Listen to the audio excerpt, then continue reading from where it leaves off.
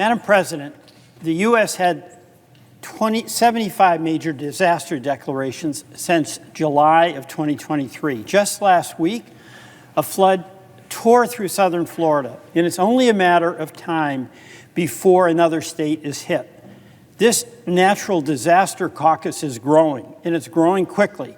It's a caucus none of us want to join, nor do we ask to join, but instead are forced into it with a single mission: to help our constituents, our communities who have been through unimaginable suffering and pain, get the resources that they need. Vermonters know all too well the immense toll a natural disaster takes. It takes it on our community and on our economy. Madam President, nearly 1 year ago, Vermont experienced nonstop rain over a period of several days. It led to flash flooding, washouts, and mudslides all across our state. It was brutal. Homes and businesses and farms and public infrastructure were damaged, and many were destroyed. It was an all-hands-on-deck moment, and neighbors helped neighbors dig out. From the municipal level to the federal government, we tried to help people get back on their feet. And we did get back on our feet, but the damage, if it was your home, if it was your business, if it was your farm, is still lasting. And I've come to the Senate many times since the floodwaters receded to share stories of Vermonters. Their stories are of resiliency through hardship. Vermonters have stories of community and grit and determination. And I'm proud, of course, of Vermonters, but I believe that this is the case in communities throughout our nation. But our recovery, despite that, is far from complete. Madam President, I'll say it loud, clear, and directly. Vermont needs more recovery money. What happened to these families, to these businesses, was an act of nature, no fault of their own, but they deserve a shot to get back on their feet.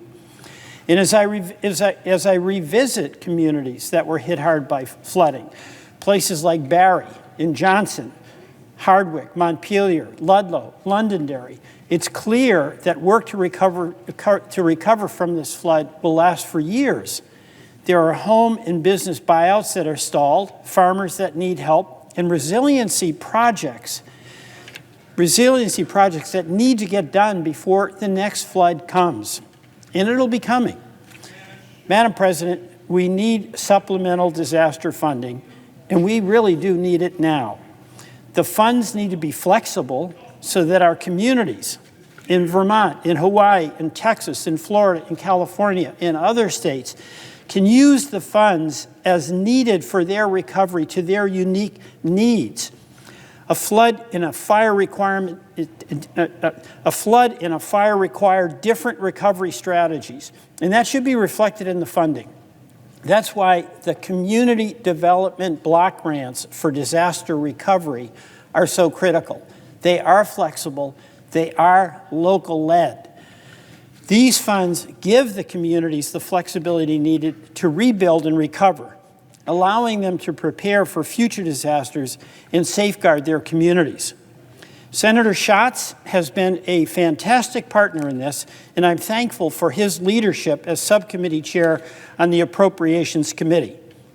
Madam President, last week, the Joint Economic Committee's Democratic majority released a new report on the economic cost of flooding. The findings are really stunning. Flooding will cost $180 to $496 billion each year. These costs are probably an undercount. They are only a fraction of what our communities truly endure as we recover from a flood. And I encourage my colleagues and everyone listening to read this report. See for yourself how climate change is ravaging our economy. There's obvious ways that flooding costs our economy: structural damage to our homes and farms and businesses, schools, transit systems, and more. Infrastructure upgrades needed to protect against future flooding, and the direct and indirect commercial impacts from flooding. But then there are the costs that you might not consider. Costs associated with flood-related deaths, decreased tax revenues, increases in insurance premiums, crop loss, among the many other costs. This should be an alarm bell. It should give pause to every one of my colleagues in the Senate and the House, because every state could be the next victim of the severe weather that is all about us as a result of the change in our climate. Vermonters know it all too well. But there is good news. We can do something to mitigate these costs.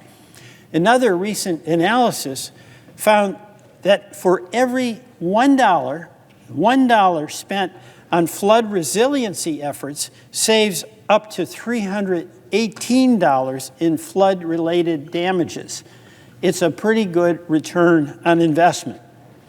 And if you want to talk about cost-saving measures, resiliency funding should absolutely be paired with recovery funding for natural disasters. We need to build back in a more resilient way after natural disasters hit, not build back in the same way for it to be done all over again.